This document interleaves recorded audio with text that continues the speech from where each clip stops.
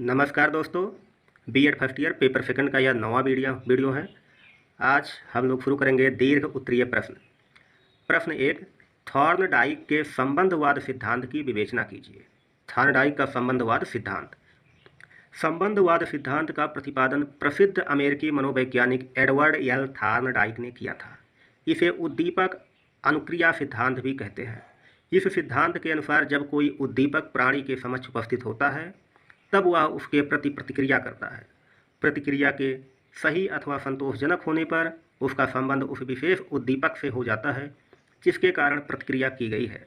दूसरे शब्दों में, अधिगम की प्रक्रिया के दौरान उद्दीपक तथा अनुक्रिया के बीच एक प्रकार के बंधन अथवा संबंध बन जाते हैं, जिन्हें उद्दीपक अनुक्रिया बंधन यस आर बॉन्ड कहते हैं। इन बंधनों के बनने की प्रक्रिया अनेक बातों पर निर्भर करती है। अधिगमकर्ता के परिणामों से संतुष्ट होने पर ये बंधन सुदृढ़ होते हैं तथा परिणामों के संतोषप्रद न होने पर ये बंधन कमजोर होते हैं। जब किसी विशेष उद्दीपक तथा विशेष अनुक्रिया के बीच बंधन बन जाता है तब उस विशेष उद्दीपक के प्रस्तुत होने पर जीव उससे संबंधित विशेष अनुक्रिया को शीघ्रता से करता है। इस सिद्धांत के अनुसार प्राणी में इस प्रकार के उद्दीपक अनुक्रिया बंधनों का बनना ही सीखना है। इसलिए इस सिद्धांत को संबंधवाद या बंधन सिद्धांत के नाम से भी पुकारा जाता है। इस सिद्धांत के अनुसार सीखना प्रयास व त्रुटि का परिणाम है। दूसरे शब्दों में कह सकते हैं कि यह सिद्धांत सीखने को प्रयास व त्रुटि अधिगम के रूप में स्पष्ट करता है। इसलिए इस सिद्धांत को सीखने का प्रयास व त्रुटि का सिद्धांत भी कहा जा सकता है। बात करते हैं थॉर्नडाइक का प्रयोग। थॉर्नडाइक्स एक्सपेरिमेंट।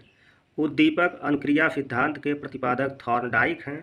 थॉर्नडाइक एक अमेरिकी मनोवैज्ञानिक थे तथा इसने बिल्लियों, चूहों तथा मुर्गियों के ऊपर अधिगम संबंधी अनेक प्रयोग करने के उपरांत सीखने का संबंधवाद सिद्धांत अर्थात उद्दीपक अनुक्रिया सिद्धांत तथा सीखने के नियमों का प्रतिपादन किया था। थॉर्नडाइक का मुख्य प्रयोग एक भूखी बिल्ली के ऊपर था। उसने एक भूखी बिल्ली को एक ऐसे पिंजरे में बंद कर दिया जिसका दरवाज़ा एक खटके को दबाने से खुलता था। पिंजरे के बाहर एक तस्तरी में खाना इस प्रकार से रख दिया गया कि बिल्ली खाने को देख व सूंघ सके तथा खाना प्राप्त करने के लिए पिंजरे से बाहर आने के लिए प्रयास करे। पिंजरे में भूखी बिल्ली को बंद करने पर बिल्ली ने पिंजरे में इधर से उधर दौड़ लगाई, तरह तरह की उछल कूद की तथा अपने पंजों व मुंह से पिंजरे की छड़ों व डोरी को खींचा व काटने का प्रयास किया तथा अंत में वह अनजाने में ही खटके को दबाने में सफल हो गई, जिससे पिंजरे का दरवाज़ा खुल गया तथा बिल्ली ने बाहर आकर भोजन प्राप्त कर लिया। थॉर्नडाइक ने शीघ्रता से दूसरे प्रयास के लिए बिल्ली को पुनः पिंजरे में बंद कर दिया। बिल्ली ने पुनः उछल कूद की, परंतु इस बार वह जल्दी ही खटके को दबाकर पिंजरे का दरवाज़ा खोलने में सफल हो गई। थॉर्नडाइक ने देखा कि कुछ प्रयासों के बाद बिल्ली अनावश्यक तथा अवांछित क्रियाओं को कम करने लगी एवं शीघ्रता से खटके को दबाकर पिंजरे का दरवाज़ा खोलने में निपुण हो गई। उसने बिल्ली के द्वारा पिंजरे को खोलना सीखने की इस प्रक्रिया को स्पष्ट करते हुए निष्कर्ष निकाला कि बाहर रखे भोजन रूपी उद्दीपक व खटका दबाकर पिंजरा खोलने की वांछित अनुक्रिया के बीच एक बंधन बन गया है। थॉर्नडाइक ने बिल्ली के द्वारा सीखने की इस प्रक्रिया का विश्लेषण किया तथा सीखने के लिए दो बातों का अत्यंत महत्वपूर्ण माना। नंबर एक, बिल्ली भूखी होनी चाहिए अर्थात सीखने के लिए अभिप्रेरणा का होना आवश्यक है। नंबर दो, बिल्ली की भूख को संतुष्ट करने के लिए भोजन का होना जरूरी है जो पुनर्बल का कार्य कर सके। दूसरे शब्दों में, सीखने के लिए पुनर्बलन केंद्रीय तत्व है तथा अनुक्रिया का संतोषजनक परिणाम ही उद्दीपक अनुक्रिया बंधन को सुदृढ़ कर सकता है। ठीक है, यहाँ चित्र के माध्यम से समझाने का प्रयास किया गया है। थॉर्नडाइक के प्रयोग का रेखा चित्रीय निरूपण। बाहर निकलने का समय सेकंड में ये आपका पिंजरा बनाया गया है, इसके अंदर बिल्ली है और यहाँ पे एक ग्राफ बनाया गया है। ठीक है, वर्टिकल शो कर रहा है जो 100, 200, 300, 400, 500, 600 है। ये बाहर निकलने का समय है किसमें, सेकंड में दिया हुआ है। ठीक है, ओके। तो कैसे, मतलब कि पहले ज़्यादा समय में निकला, फिर थोड़ा सा कम समय लिया, उसके बाद और कम समय लिया, फिर फटाक से जो है भोजन रखते ही भूख लगी रहती थी बिल्ली को और फटाक से जो है वो खटका को दबा के बाहर निकल के भोजन प्राप्त कर लेती थी। तो थॉर्नडाइक ने इस प्रकार के अनेक प्रयोग किए और कहा कि सीखने की प्रक्रिया एक क्रमिक प्रक्रिया है। उसके अनुसार बिल्ली में सही अनुक्रिया को करना अनेक प्रयासों में धीरे धीरे स्थापित होता है तथा गलत या अनियमित अनुक्रियाएं भी धीरे धीरे अनेक प्रयासों में छटती जाती हैं। थॉर्नडाइक का मानना था कि बिल्ली के द्वारा सही अनुक्रिया को सीखने में अंतर्दृष्टि के उपयोग करने का कोई प्रमाण दृष्टिगोचर नहीं होता है, वरन प्रयासों के फलस्वरूप सीखने की प्रक्रिया स्वचालित ढंग से आगे बढ़ती जाती है। बात करते हैं अधिगम के नियम। मुख्यतः संबंधवादी अधिगम के अपने अधिगम सिद्धांत को और अधिक स्पष्ट करने व व्यापक बनाने की दृष्टि से तथा अपने प्रयोगों से प्राप्त परिणामों के आधार पर थार्डाइक महोदय ने सीखने के निम्नलिखित 3 प्रमुख नियमों को भी प्रतिपादित किया है।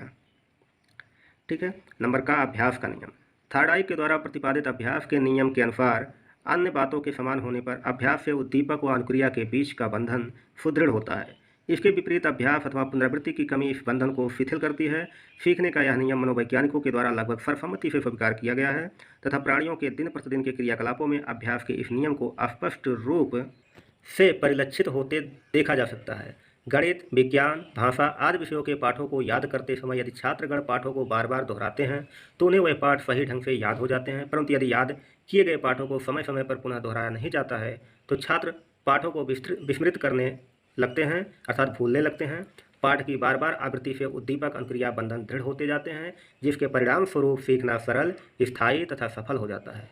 इसके विपरीत दीर्घकाल तक पाठ के दोहराने का अभाव उद्दीपक अनुक्रिया बंधन को शिथिल कर देता है, जिसके फलस्वरूप पाठ विस्मृत होने लगता है। रटंत स्मरण, चित्रकारी, संगीत, क्रिकेट, हॉकी, टंकड़, साइकिल चलाना तथा पशुपक्षी को प्रशिक्षण देने जैसी अनेक क्रियाओं में अभ्यास के सीखने का नियम स्पष्टतः दृष्टिगोचर होता है। अभ्यास के इस नियम को 2 उपनियमों, उपभोग का नियम तथा अनुप्रयोग का नियम में विभाजित करके भी प्रस्तुत किया जाता है।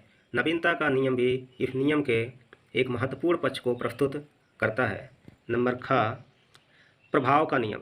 थार्डाइक के द्वारा प्रतिपादित प्रभाव का नियम कहता है कि जब किसी उद्दीपक तथा अनुक्रिया के मध्य कोई ऐसा परिवर्तनीय बंधन बनता है जिसके साथ अथवा उपरांत कोई संतोषप्रद परिस्थिति उत्पन्न होती हो, तब अन्य बातों के समान रहने पर यह उद्दीपक अनुक्रिया बंधन सुदृढ़ होता है, जबकि उद्दीपक अनुक्रिया बंधन के साथ अथवा उपरांत असंतोषप्रद परिस्थिति उत्पन्न होने पर यह बंधन शिथिल हो जाता है।